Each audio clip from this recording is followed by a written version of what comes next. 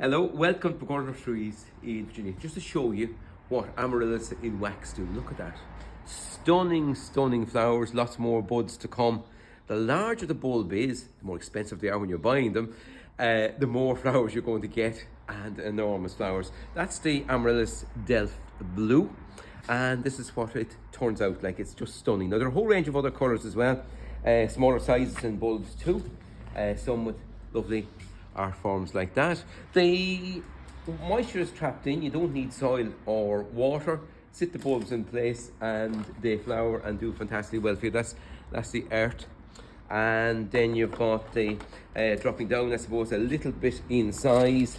These fellows here, these are the botanic. They're white in flower, so lovely big large white flowers, and other colours like that mixed. You'll see them in the web shop. This is Picasso or art as well, good sized bulbs too, and then wax bulbs with a little sock over them called Silly Me.